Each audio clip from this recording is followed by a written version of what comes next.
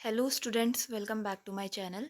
So today we will study about X-ray discovery and its property.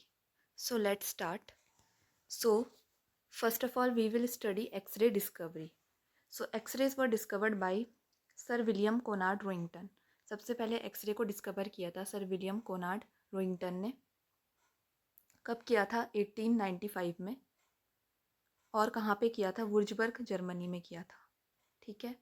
So Sir William Conrad Roentgen discovered X-ray in 1895 at Würzburg, Germany. Okay. X-rays were discovered accidentally during cathode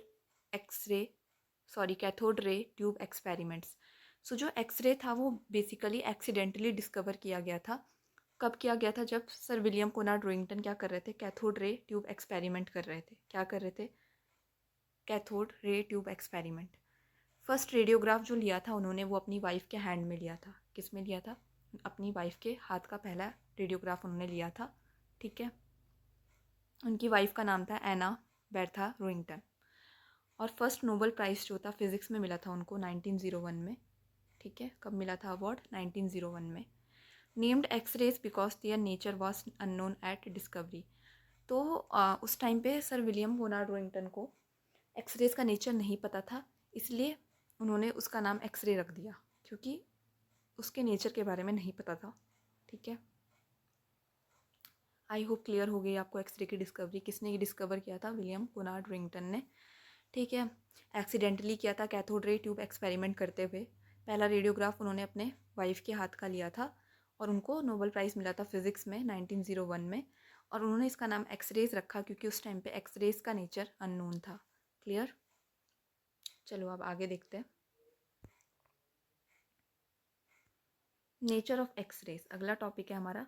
nature of X-rays कि X-rays का nature कैसा होता है. So first of all what are X-rays? X-rays होती है आपकी electromagnetic radiation of very short wavelength. अगर आपको एक्सरे की डेफिनेशन जाननी है तो वो है कि एक्सरेज आपकी इलेक्ट्रोमैग्नेटिक रेडिएशन है शॉर्ट वेवलेंथ की. ठीक है. ये बेसिकली इलेक्ट्रोमैग्नेटिक रेडिएशंस होती है और शॉर्ट वेवलेंथ की होती है. हिट्रोजीनियस होती है और पॉली एनर्जेटिक बीम होती है. हिट्रोजीनियस का मतलब होता है नॉन यूनिफॉर्म होती है. पॉली एनर्जेटिक का मतलब होता है मल्टीपल एनर्जी होती है. ठीक है. Have no mass and no charge. X-rays का ना ही कोई मास होता है और ना ही कोई चार्ज होता है. Travel in straight line. X-rays क्या करती है? आपकी स्ट्रेट लाइन में ट्रैवल करती है. ठीक है. Invisible to human eye and can not be focused by lens. और एक्सरेज हमें दिखती नहीं है क्योंकि वो इनविजिबल होती है और इसको हम लेंस से फोकस्ड नहीं कर सकते हैं. ठीक है. This is the nature of X-rays. आगे पढ़ते हैं. Speed and wavelength. Next is speed and wavelength. तो जो एक्सरेज है वो स्पीड ऑफ लाइट में ही ट्रैवल करती है. मतलब जितनी आपकी स्पीड ऑफ लाइट होती है, कितनी होती है? 3 × 10⁸ उतनी आपकी एक्सरेज की भी स्पीड होती है. Same speed in vacuum. जितनी स्पीड एक्सरेज की ईयर में होगी उतनी स्पीड उसकी वैक्यूम में होगी. That is 3 × 10⁻⁸. Now diagnostic wavelength range क्या होती है? एक्सरेज की जो डायग्नोस्टिक वेवलेंथ रेंज है वो है 0.01 to 10 nanometre. Very high frequency radiation. अब देखो आप लोगों को पता है कि जो वेवलेंथ और फ्रीक्वेंसी है वो आपस में क्या होते हैं? इन्वर्सली प्रोपोर्शनल होते हैं. तो एक्सरेज की ऑटोमेटिकली क्या हो गई? फ्रीक्वेंसी हाई हो गई क्योंकि उसकी जो वेवलेंथ होती है वो बहुत कम होती है. कितनी होती है? 0.01 से 10 नैनोमीटर. आगे देखते हैं penetrating property. What is penetrating property? Penetrating property is ability to pass through matter. ठीक है. पेनिट्रेटिंग प्रॉपर्टी होता है कि एक्सरेज मैटर से कैसे, क्या एबिलिटी है एक्सरेज की मैटर से पास करने की. Increases with increasing KVP. KVP मतलब वोल्टेज को हम केवीपी में मेज़र करते हैं. तो जब हम वोल्टेज बढ़ाते हैं तो एक्सरेज की पेनिट्रेटिंग प्रॉपर्टी भी बढ़ती है. पेनिट्रेटिंग प्रॉपर्टी आपकी थिकनेस ऑफ ऑब्जेक्ट में डिपेंड करती है. मतलब कोई भी ऑब्जेक्ट जितना ज़्यादा थिक होगा उसकी पेनिट्रेटिंग प्रॉपर्टी उतनी ज़्यादा होगी.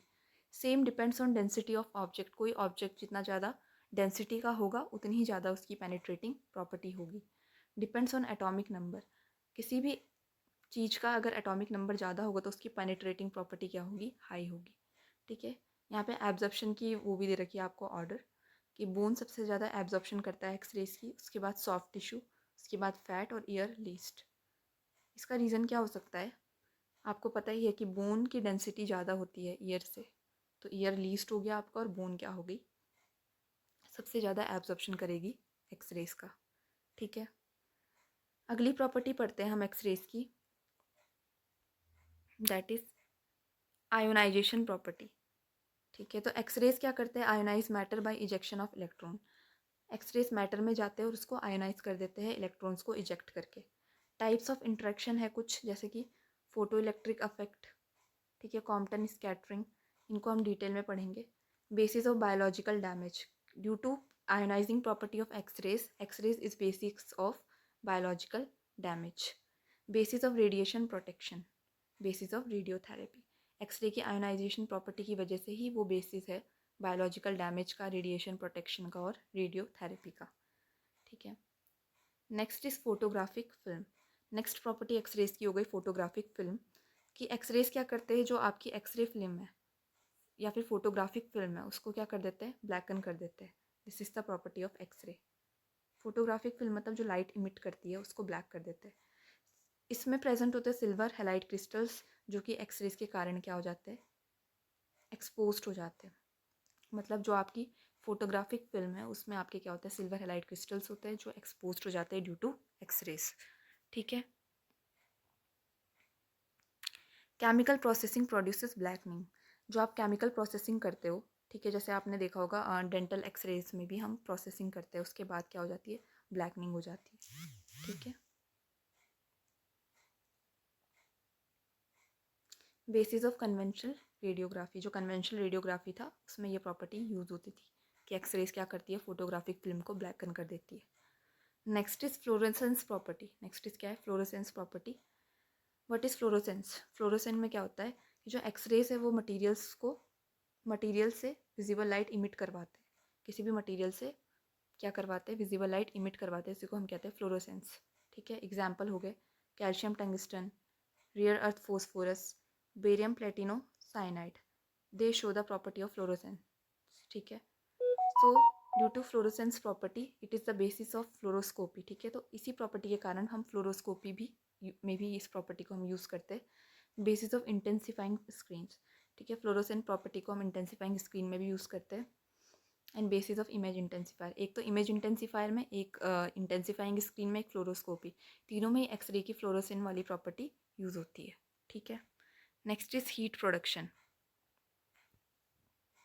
नेक्स्ट क्या है, heat production. When X-rays are absorbed heat is produced.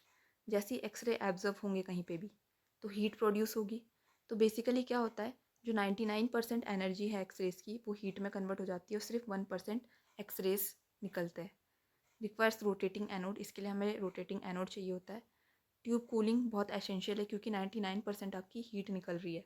Heat loading calculations भी इंपॉर्टेंट है ताकि ट्यूब ख़राब ना हो, उसमें ज़्यादा लोड ना पड़े हीट का। Next is straight line travel. X-rays हमेशा स्ट्रेट लाइन में ट्रैवल करेंगी। ठीक है, responsible of sharp shadow formation. X-ray क्या करती है, शार्प शेडो फॉर्म करती है, रेडियोग्राफिक ज्योमेट्री फॉर्म करती है।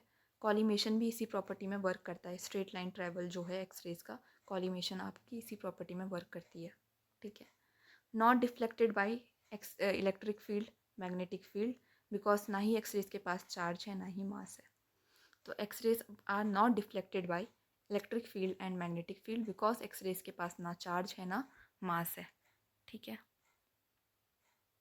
Next is radio sensitivity. ठीक है, रेडियो सेंसिटिविटी मतलब कौन सा ऑर्गन हमारी बॉडी में एक्सरे से सबसे ज़्यादा अफेक्ट होता है, तो वो होता है आपका लिम्फॉइड टिश्यू सबसे ज़्यादा अफेक्ट होता है। उसके बाद बोन मैरो, उसके बाद आपके जो गोनैट्स है, पेल्विक एरिया है, उसके बाद जो स्किन है, फिर मसल, फिर नर्व।